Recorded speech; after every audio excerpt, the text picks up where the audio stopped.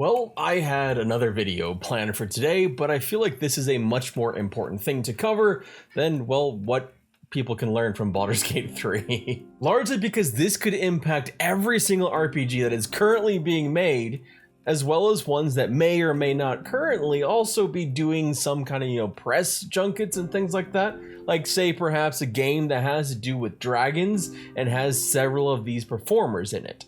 And holy shit, am I out of my depth talking about this stuff? So I have linked down below a ton of resources so you can get a more fuller picture than what I'm going to be giving in this short video. This is really just some YouTuber's opinion. I'm not a damn journalist, There are people much more qualified than myself, and if you haven't run away yet and you want to hear my opinion on things, well, then here we go. Let's talk about the strike. The strike that is going to be happening very, very soon.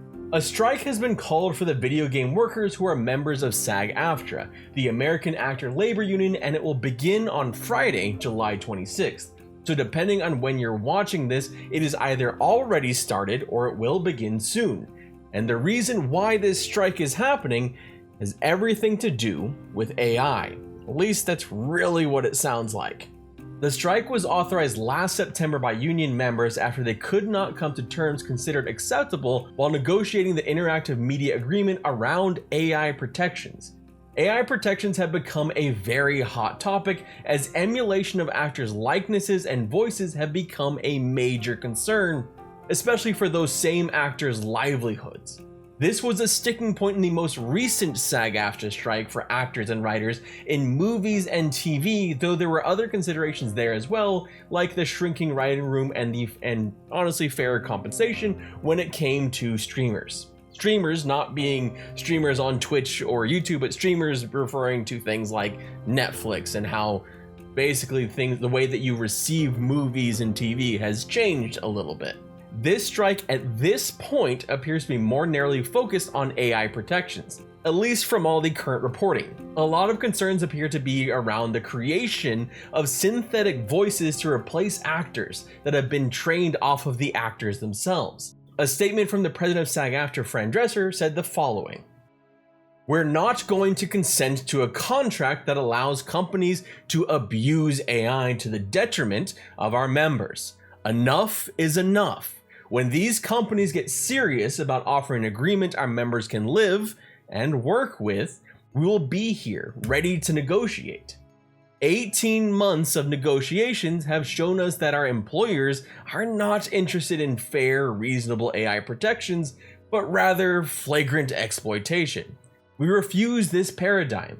We will not leave any of our members behind or wait for sufficient protection any longer."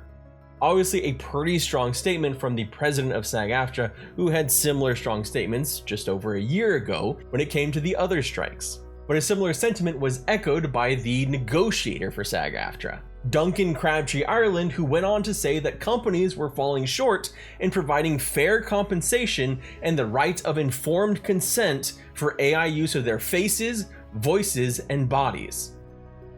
The strike action was approved overwhelmingly by the union members to protect themselves from AI as negotiations were ongoing with several companies, including Activision, Blind Light, Disney Character Voices, EA, Formosa Interactive, Insomniac Games, Epic Games, Take-Two, VoiceWorks, and WB Games.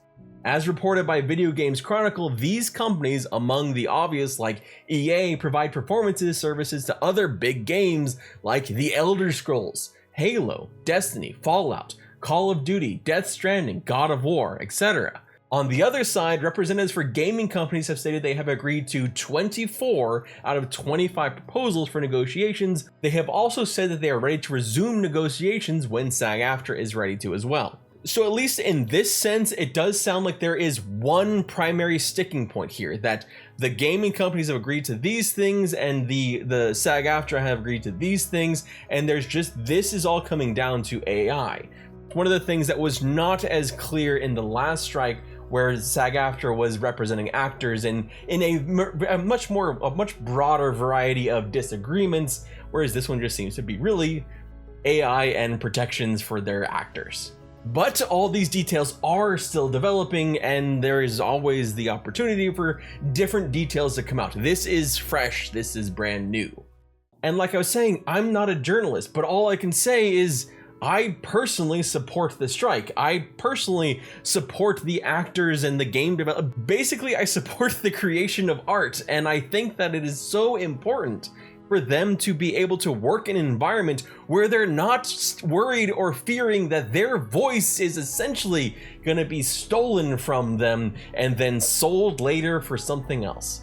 That they feel like when they go to an audition, their voice isn't going to be taken. When they go to record lines or when they do mocap performances, that is not going to be a one-time thing that they get paid for once and then a company just basically reuses it over and over again ad nauseum by training AI to do it.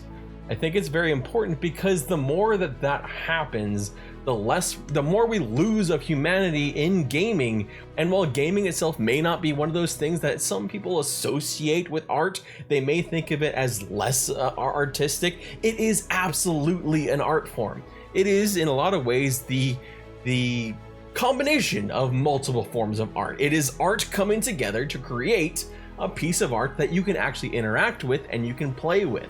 When I think back to some of my best experiences, some of the most amazing things that I have done in games, it has always been enhanced by the artwork, like actual, 2D, 3D, whatever artwork of the game developers, as well as the writing, as well as the performances. When you think of Baldur's Gate 3, if you take away Neil Newbon's performances, if you take away Jennifer English's performances, that game suffers. It suffers because there's so much in it. If you take away the writing, it suffers. So I think that's why I personally wanted to make this video, more than just telling, hey, like the shit that you've already seen on a headline that you can read yourself, which you can down below, and I really encourage you to. But it's important to me to really point out how important these performances are, because they are. And while a lot of people will be saying things like, oh, well, they'll just be replaced by AI. No, they can be trained. Like, you can have generative AI that trains off of these people and uses synthetic voices. There's currently TTS, there's all kinds of things that currently use AI, but it is not their performance. It is not the same thing. It is not the struggle that goes along with it, because it cannot replicate that in the same way. It's a frustrating point that we're at this point where you would think that AI could be used in a way to help with this instead of trying to replace. I do not want Neil Newbon to be replaced in my next game with something synthetic. I want Neil Newbon in that next game. It comes down to that. And then, I don't know, here's just hoping that that we get good news in some way sometime soon, and that this is resolved quickly. I think everyone wants this to be resolved quickly. This is just my thoughts on the matter, I guess. And you know what? While we're at it, here's the speech from Neil Newbon, because I've talked about him so much, from last year, not even a full year ago, just a couple months ago, when he received Best Performance in a Game at the Game Awards. Wouldn't it kind of suck if that entire category went away and it just went Best AI in a Game? The reason why we like these people. Anyway. Neil Newbon.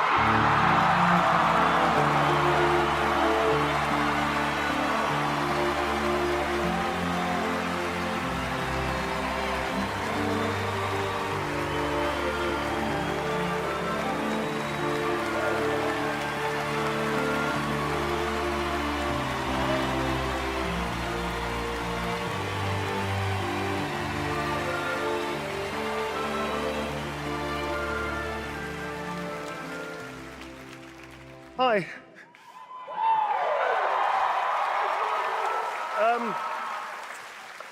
This is unreal. I just wanted to say, I know I don't have much time. But I'll give it a shot. Thank you so very, very much for everybody that voted.